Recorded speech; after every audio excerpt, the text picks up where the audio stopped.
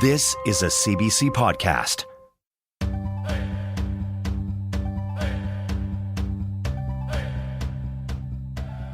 Danse, Anine, Bonjour, hello and welcome. This is Unreserved on CBC Radio 1. I'm Rosanna Dearchild. Yes, I'm back in the host chair. I missed you all so much. This past year, I helped create a brand new podcast. It's called This Place, a 150-year journey through Indigenous history, stories of resistance and resilience. Of course, it only took me a year, but I learned so much along the way about the story of this place, our shared story of Canada. Last week, I shared 2 of those stories here on Unreserved. And this week, in this special reprise, we're going to share 2 more stories. We'll visit the late 1960s and then fast forward to the year 2350. Bet you didn't know we could see into the future. So hold on to your radio seats. Here we go. Our first stop is on Wabaseemoong, northwest of Kenora, Ontario. The story of Nimkii was written by Kateri Akawenzi Dam. In the wake of Indigenous resistance against generations of stolen children, a mother shares her painful past with her young daughter. Here in Anishinaabe territory, that cycle is about to end.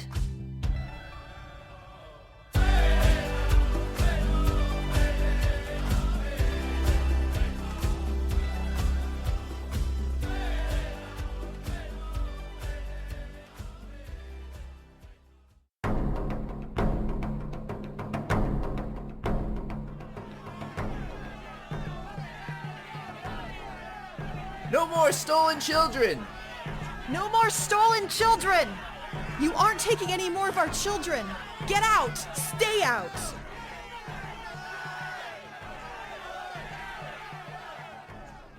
It's a hot summer day in 1990. Emotions are high in the Wabaseemoong Independent Nations. Today, this Ojibwe community is taking a stand. After decades of losing their children to the child welfare system, they have come together to say no more. No more taking children by the busload from their homes. No more broken families. You aren't taking any more of our children! Get out! Stay out! As a social worker, I am responsible for the welfare of these children. My name is Nimkii. I can tell you, being ripped away from my mother at 6 years old had nothing to do with my welfare. Look, I'm just doing my job. It's not your job anymore. As chief of the Wabaseemoong Nation, I am here to tell you we have passed a resolution banning the Children's Aid Society from entering our community and taking any more of our children. You can't do that. We just did. Yeah! Our children, our future! Give back Our our children, future! our future! Give back our future!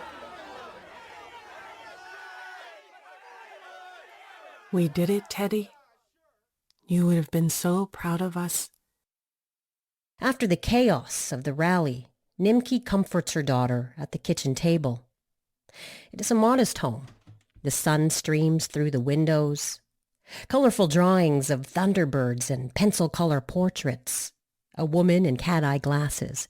A young, shy, smiling boy named Teddy adorns the walls. The pair sit together at the small table, sipping tea and eating cookies.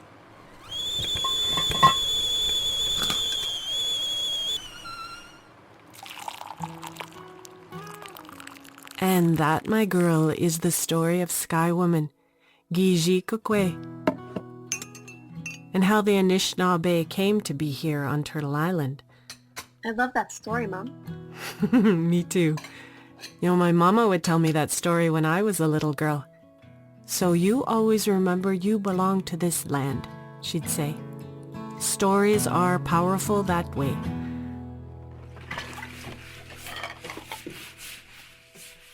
Remember how I told you I moved a lot when I was a little girl? Yes, Mom?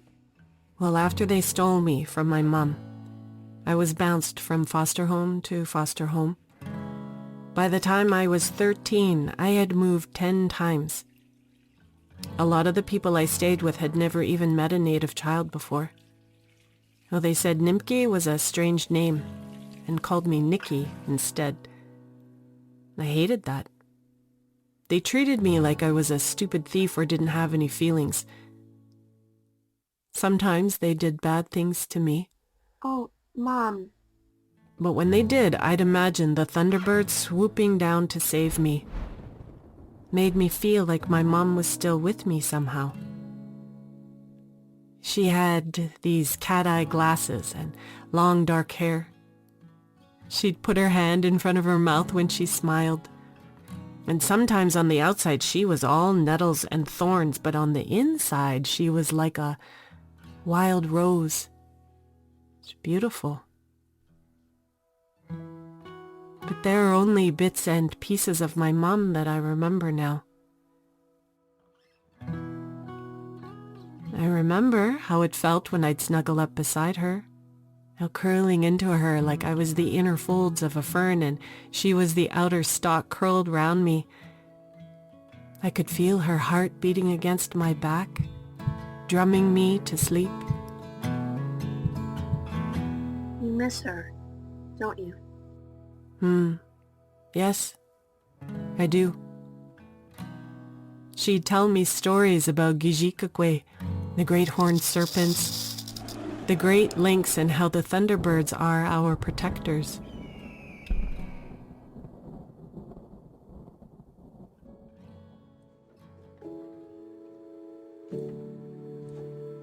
Once she begins, Nimkii can't stop. The stories live through her, waiting to be told. She talks about her dad and how, when he came back from the war, the light had gone out of his eyes. How residential school had stripped her parents of family, language, and culture. But that was just the beginning. The 60s scoop saw thousands more Indigenous children adopted or fostered out to non-native homes. And now the child welfare system continues to take Indigenous kids at record numbers. Kids like Nimkii. And here at her kitchen table with her daughter, Nimkii is about to share the darkest chapter in her life and the promise she made to a little boy.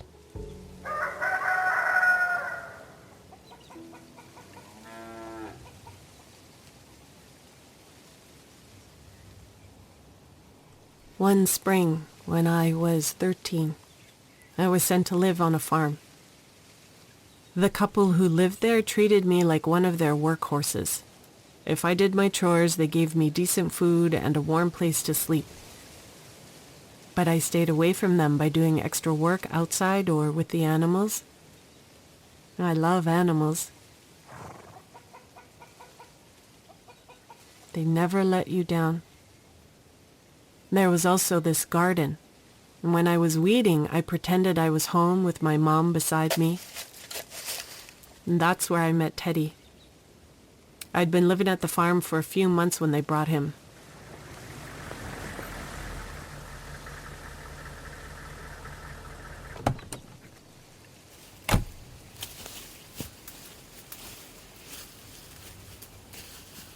He was 10 years old, with these huge brown eyes and a lopsided grin. Now, he was quiet at first, always watching. But once he started speaking, he talked my ear off. Hey, Nimkii? Yeah? Do you remember your family? Kinda. I can't remember my mom.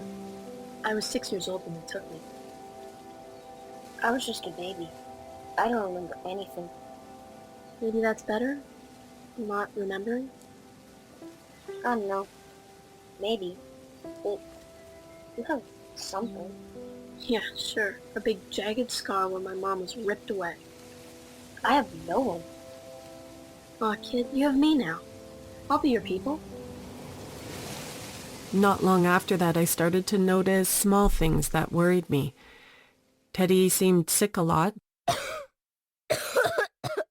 He always wanted to be outside, and he stuck to me like glue. At night, he cried at bedtime. Then he started getting in trouble for wetting the bed. But he was always a curious little boy.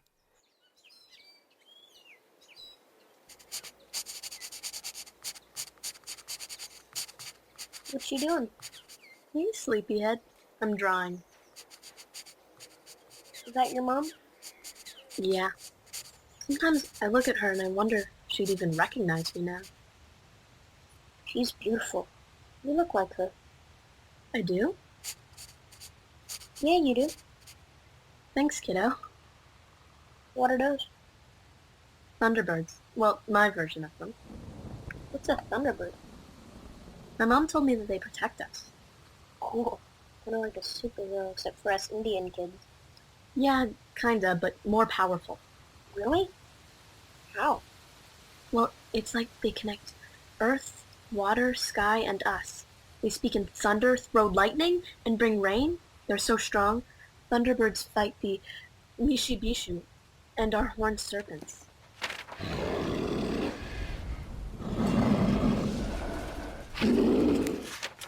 What are they? My mom said the horned serpents eat people like the Mishibishu and are like water lynxes. They pull you underwater with their claws and you'll disappear. And the Thunderbirds protect us? Yes, they do. You know, my name Nimkii means Thunderbird in my language.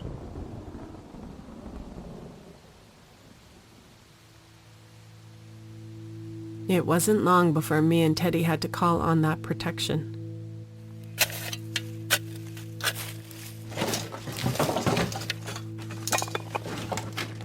One day I was working in the backfield when I saw him coming, and I knew right away something was wrong. His small frame was all crumpled, his pace slow and pained. That farmer, he had beaten him. Dark bruises traveled across his small back. I'll kill him! No, I don't want you to get in trouble. Please, Nimkii. Please. Okay, Teddy, okay. But you need to get out of here. We ran, but we had nowhere to go, nothing to run to. We tried to cover our tracks, we backtracked, we even walked in small streams until our feet went numb.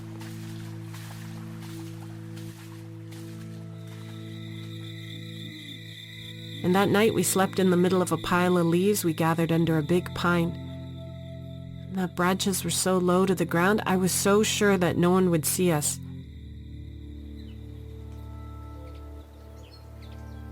The next day we were tired and hungry, but happy to be together. Wouldn't you love to have a big breakfast with eggs and sausages? And pancakes with syrup. Fried potatoes and canned peaches. Canned peaches? They're my favorite. Maybe I am hungry. There's a barn over there. I'll see if I can find something for us to eat. Just wait here.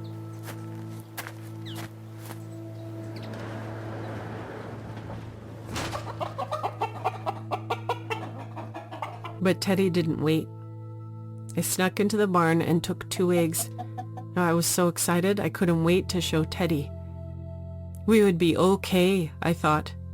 Them Thunderbirds are protecting us. But when I went out to find him, I heard the farmer before I saw Teddy. Hey, you! Come back here with those peaches! Stop, you thieving Indian! I got you now! He'd been caught by the Mishibishu, them water lynxes, and dragged below the surface where I couldn't reach him. Run! No, not without you. Please, for me, please. I'll find you. I promise.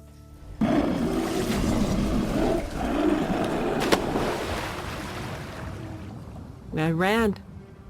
I told myself it was the only chance I had to rescue him. Now I wanted to believe that somehow I could.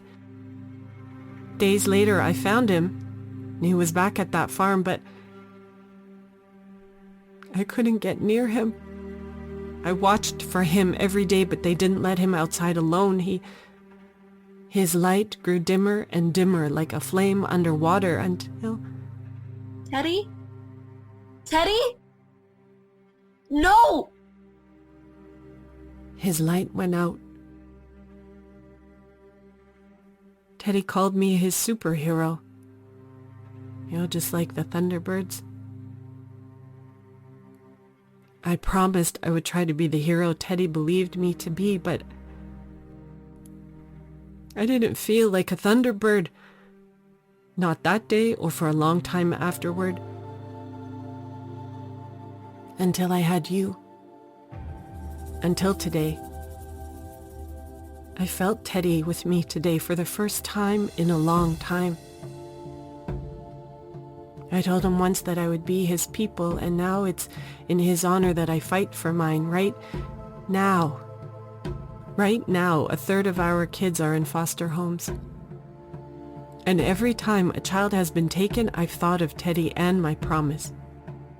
Today I was there to make sure they couldn't take any more of our children.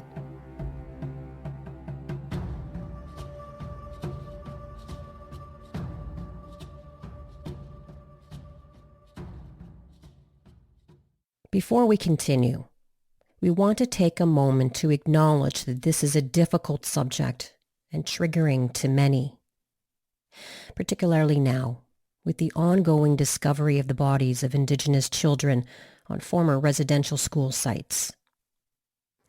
We would like to ask for a moment of silence in respect of these children.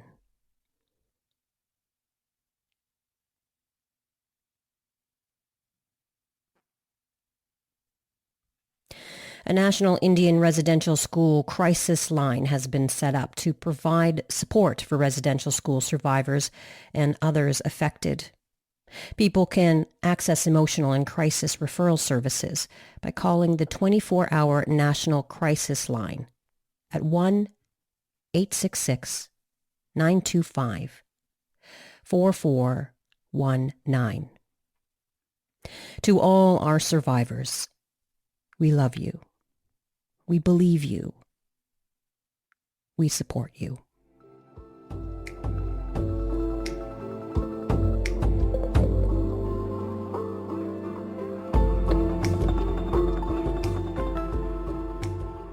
You're listening to Unreserved on CBC Radio 1. I'm Rosanna Deerchild. Today we're revisiting This Place, a CBC podcast that shares stories of Indigenous heroes, battles, triumphs, and traditions.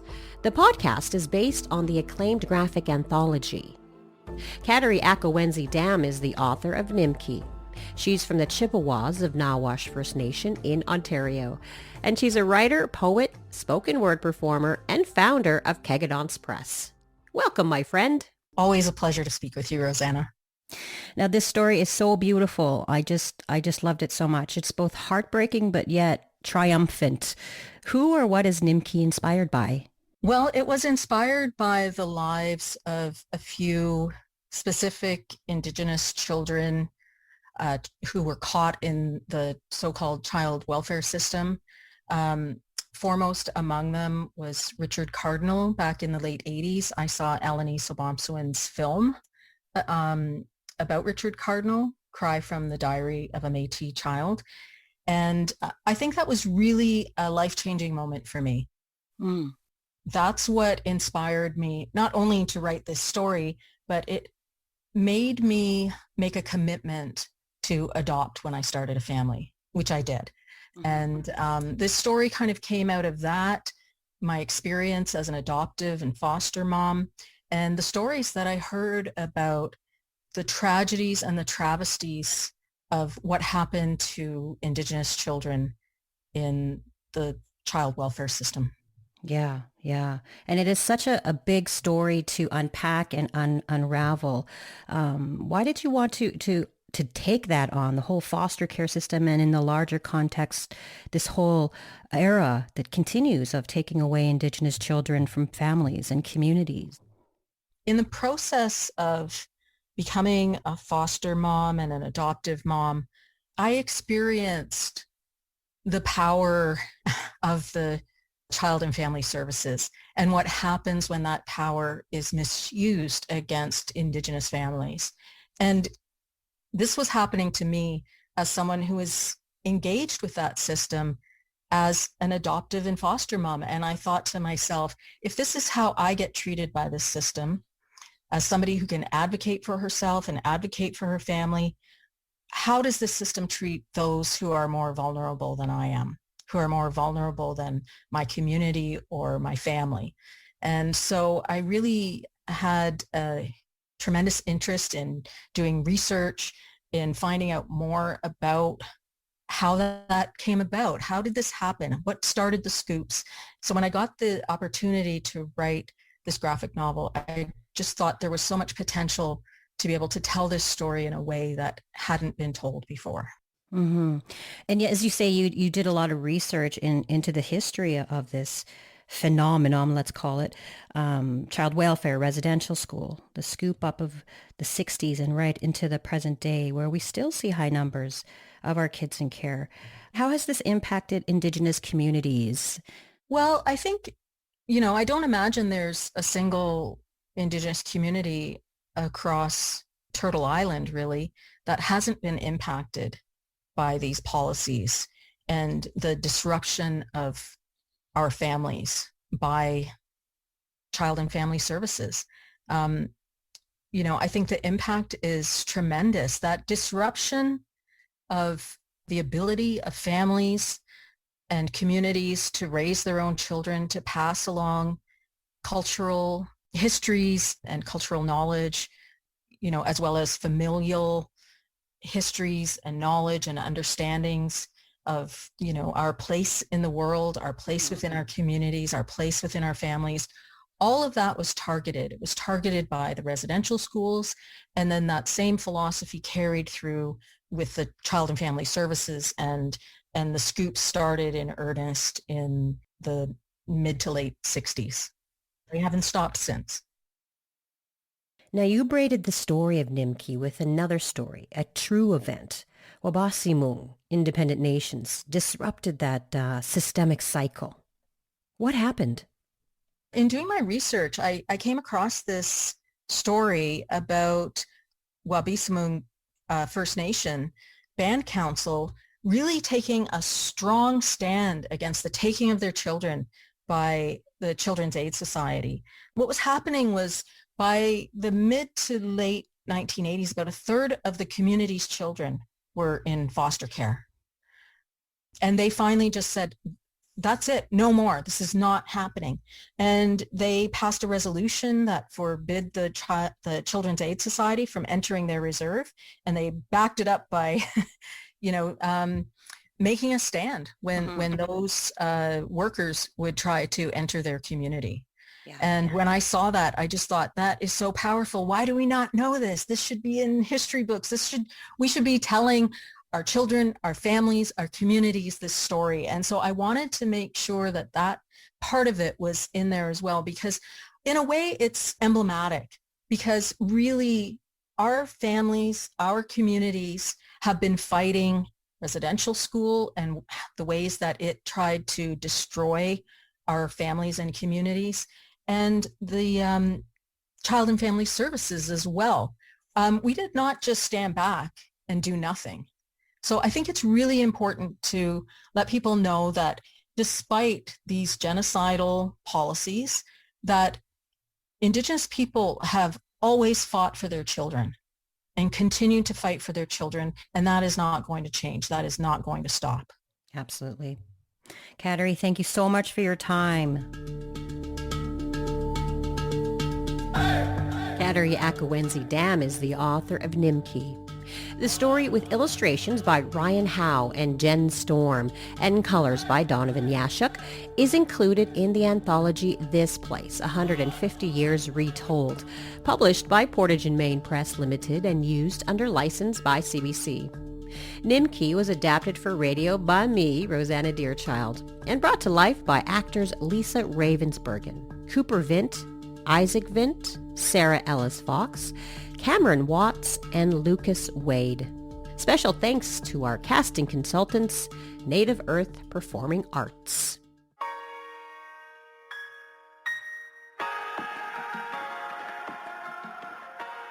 This is Unreserved on CBC Radio 1, Sirius XM and Native Voice 1. You can also find us on the CBC Listen app and wherever you get your podcasts. On the show today, highlights from this place.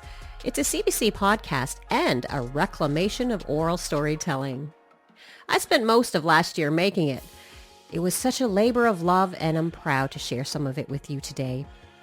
This place takes you on an audio journey through 150 years of Indigenous resistance and resilience. Up next, Kataskanau 2350. The author of this glimpse into the future calls it a love letter to her ancestors and descendants. Chelsea Vowell envisions what we might become 300 years from now.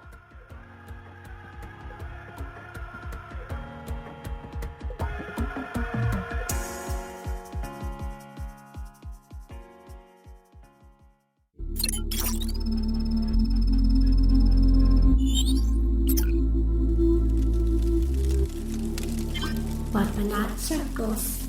Nasanti? The Council of Elders wishes to speak with you. Thank you.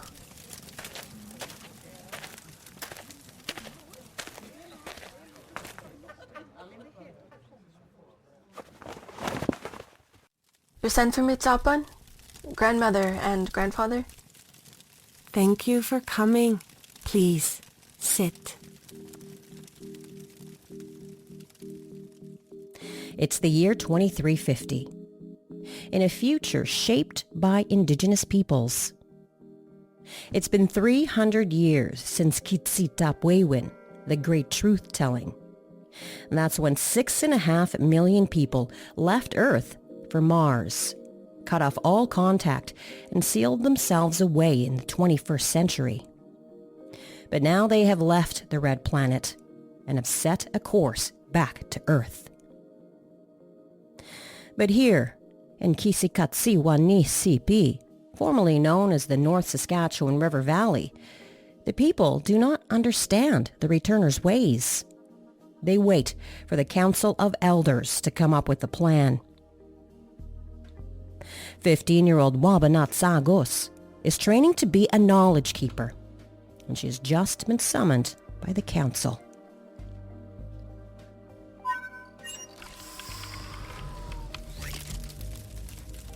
As you know, we are struggling to find a way to teach the returners of our way of life.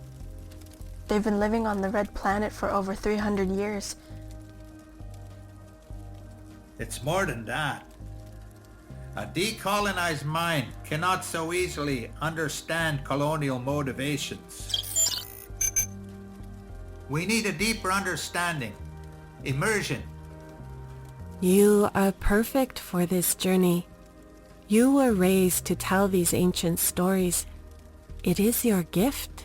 The returners left us at Kitsitapwewin just beginning, all those years ago.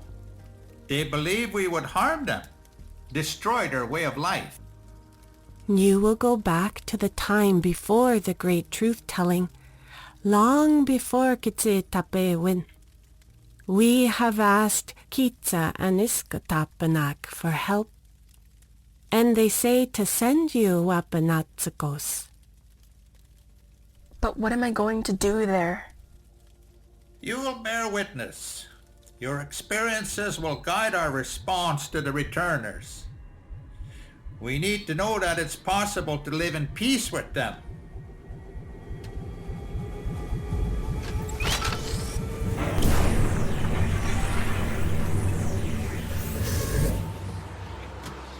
Wabanatsakos accepts her elder's plea, but when she wakes up in an animal hide teepee, she wonders if she's been sent too far back by mistake. This isn't right. They were supposed to send me to the 21st century. When am I? Year 2016. 2016, huh?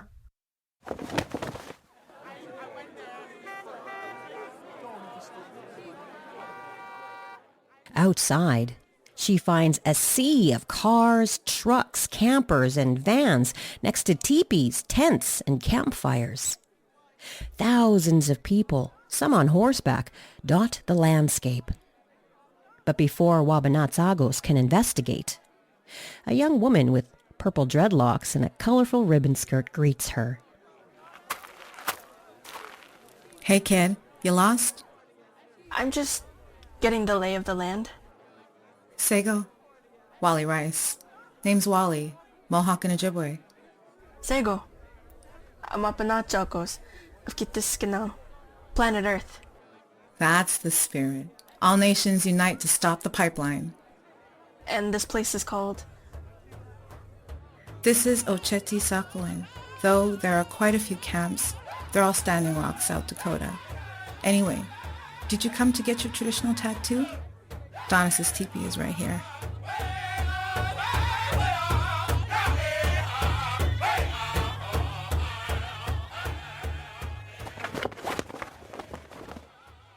Ani Wally, my dear friend. Who is this? This is Wabanachakos. Did I say that right? Yes. I'm here to watch, if that's okay. It's not my time to receive a tattoo. Of course. It's an honor to have a young Indigenous person witness this reclamation. Wally has been waiting for this moment for a long time. I waited until I had a dream about my mother. She was Mohawk and Ojibwe, but she was scooped in the 60s. She didn't know her parents. I went to the longhouse, found out my mom was Turtle Clan. I dreamed she touched my arm and told me she was proud of me, and this tattoo appeared. I've worked so hard to learn what was taken away, but I know that if I ever have a baby, Child and Family Services could take them at any moment. That's awful. I hear they take a newborn every day in Manitoba. It's going to be my life's mission to make sure it never happens again. I'm really glad I met you, Wally. I'm glad I met you too. All right, it's done. Have a look.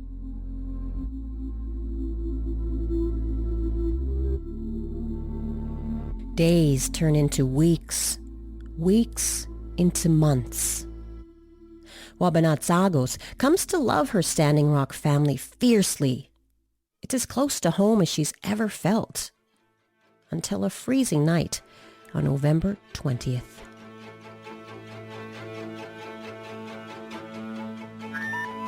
Pipe carriers, sun dancers, water protectors, get up. This is what we're here for. Stop the black snake.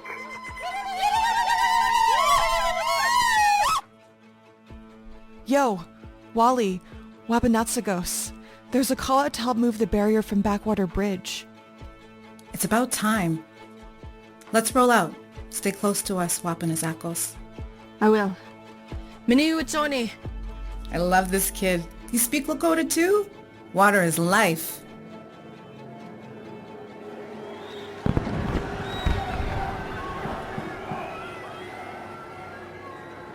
This will be known as Standing Rock's bloodiest night. Water protectors gather at Backwater Bridge.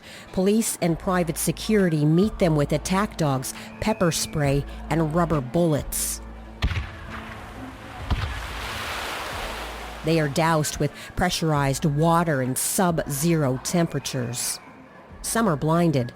Others suffer broken bones and hypothermia. One woman almost loses her arm.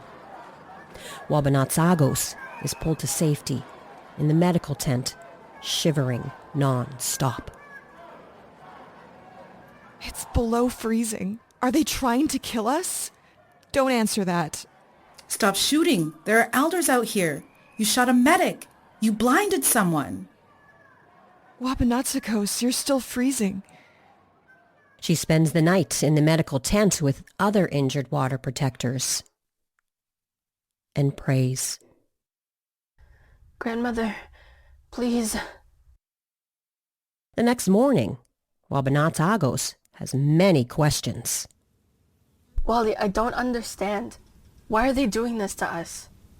They hate that Indigenous nations from north and south of the medicine line have come together to defend what is sacred to us.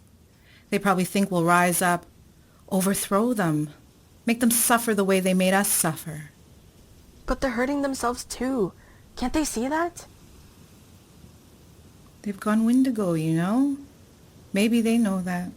Maybe they don't. But they can't stop. They've been overtaken by greed and hunger. They consume and they destroy. That's it. No. They can stop. They do stop. They can be restored. They just have to remember how to live. Who's going to teach them? Wapaseemoong, they won't listen. When will things change? Things are changing already. Look at this place.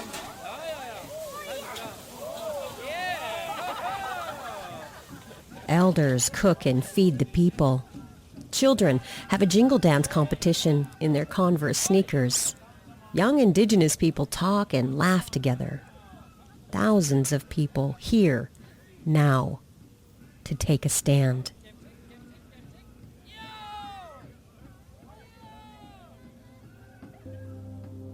Wally, I think it's time for me to go home. Maybe that's best.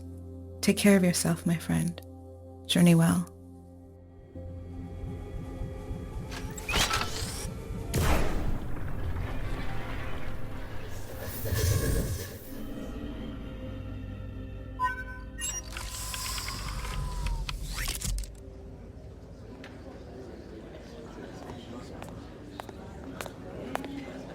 You left them. You left me. Why did you send me to 2016? To be shot, gassed, beaten? What was it all for? I was all alone. You were never alone. We have seen through your eyes, and we have seen the thousands of people from all walks of life who stood with you. It has given us hope that we may one day stand side by side with these returners. Your friend Wali's descendants have lived in the Saskatchewan-Sipi Valley since the days of the great truth-telling. Her kin will be your allies as we build a better future. Our ancestors have shown me the way forward. The returners must learn with Tuskewin, living together on the land. Neither needs to dominate the other. Now, we see that they feared we would treat them harshly out of revenge. But we made our peace with their ancestors. We will have peace again. And all that will come in time. But first, you need to heal. Now, look, Wapaseemoong. The first rocket ships are landing.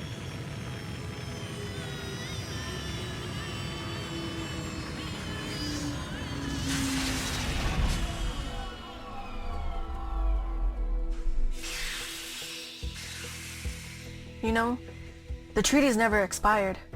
Our way of life is enshrined on these territories and always has been. They've forgotten, Japan. They were always trying so hard to forget. It took over 7 generations to bring what I saw in the 21st century. It took even longer to heal. They don't know change is possible, but we do. They've returned, Wapaseemoong. Let's welcome them home.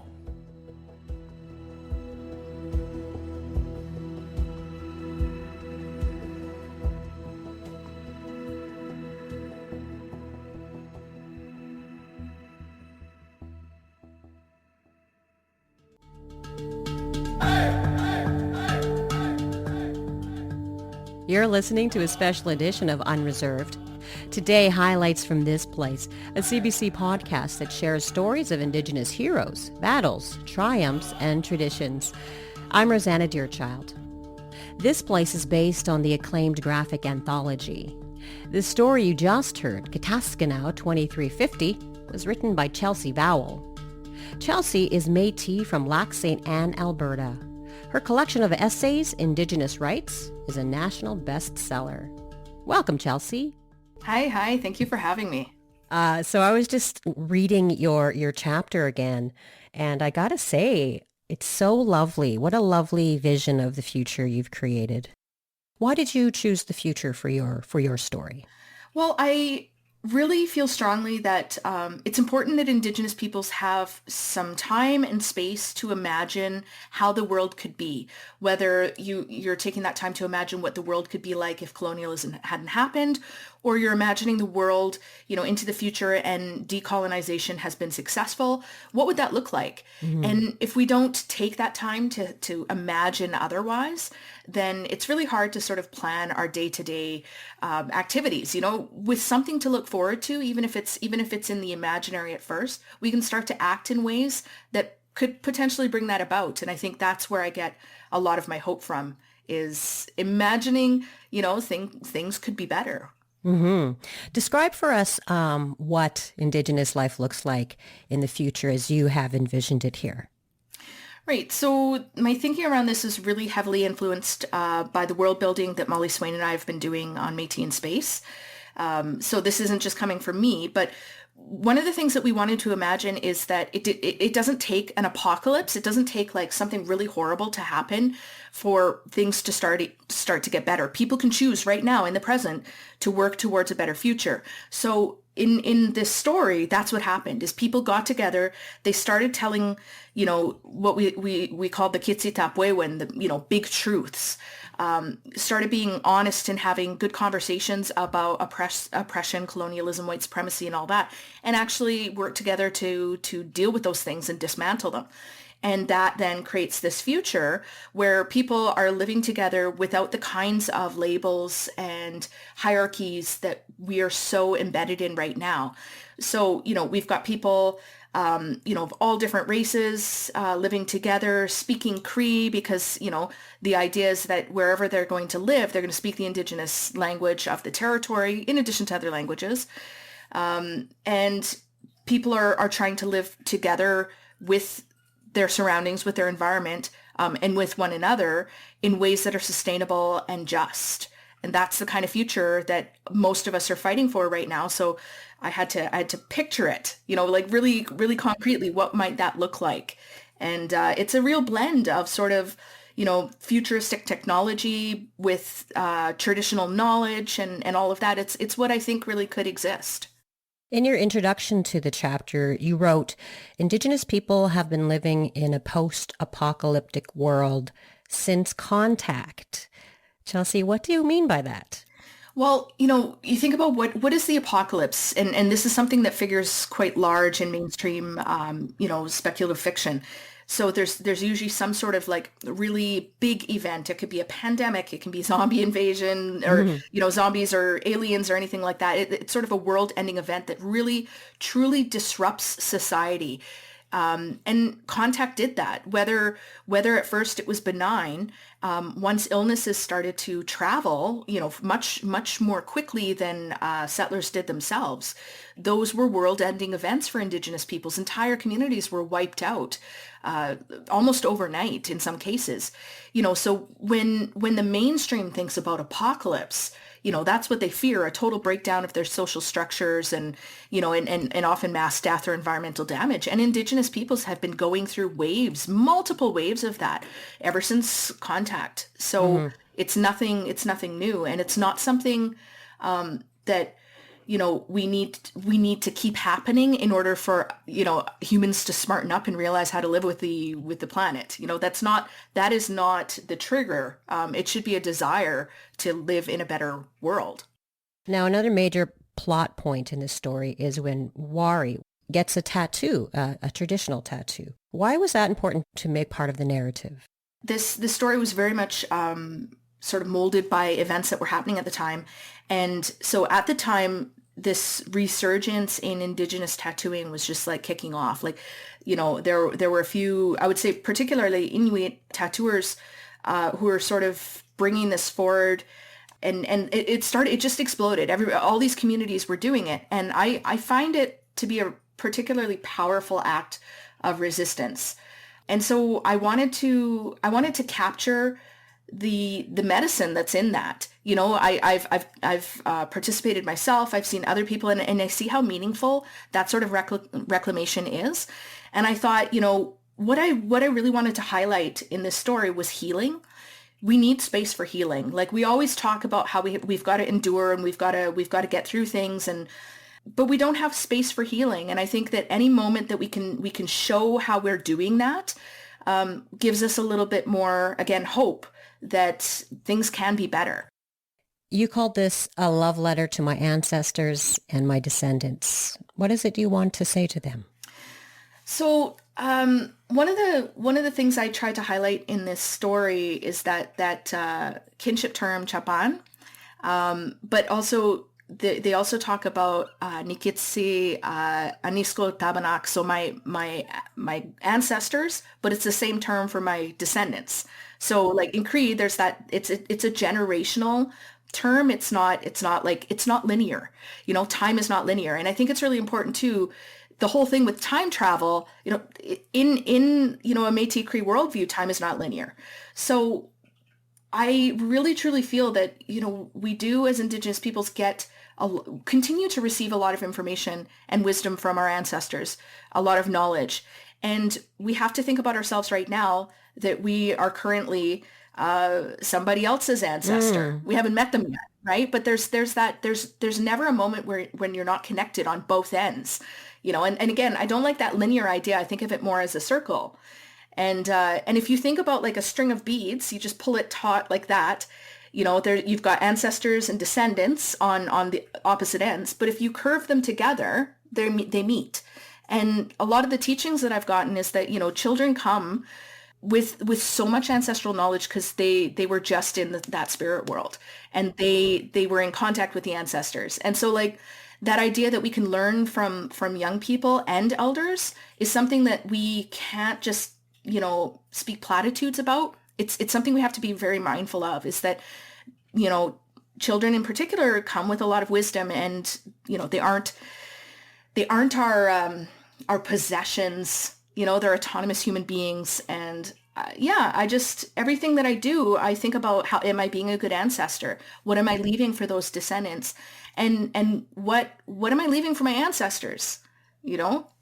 How am I nourishing those relationships? This is the final story in the anthology. What do you hope readers will take away from your story? Well, so I want them to read the whole thing, right? And so there's a lot of education that goes on. These stories are incredible. And when they finally get to my story, I want them to feel not defeated, because there's a lot of trauma that is being described in the stories. Also a lot of strength and resilience. But always when talking to people, I always get this question like, well, what can we do?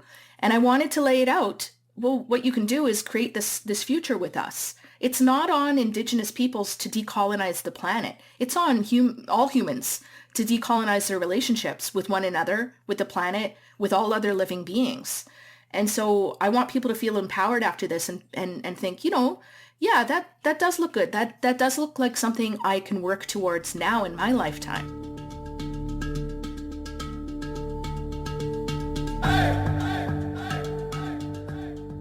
Chelsea Vowell is the author of Kataskanau 2350, with illustrations by Tara Autobert and colors by Donovan Yashuk. The story is included in the anthology This Place, 150 Years Retold, published by Portage and Main Press Limited and used under license by CBC. Kataskanau 2350 was adapted for radio by Eva Grant, and it was brought to life thanks to casting consultants, Native Earth Performing Arts, and actors Art Napoleon, Teresa Cutknife, Adeline Bird, Lisa C. Ravensbergen, and Sarah Ellis Fox. You've been listening to excerpts of This Place, a CBC audio journey of Indigenous resistance and resilience. The podcast was produced by Eva Grant, Jackie Black, Braden Alexander, and me. To learn more about This Place, visit cbc.ca/thisplace. Catch up on all the other episodes at cbc.ca/listen or on your favorite podcast app.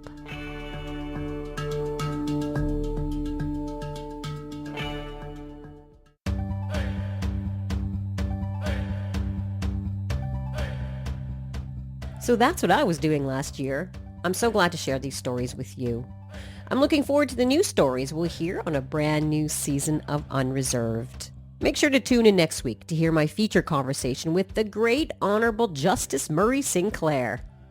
We talk about reconciliation, roadmaps, and the new National Day of Truth and Reconciliation on September 30th.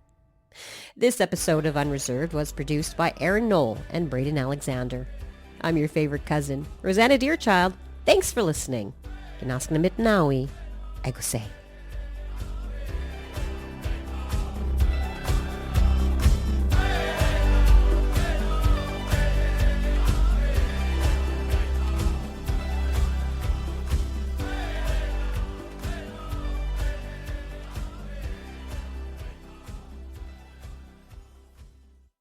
For more CBC podcasts, go to cbc.ca/podcasts.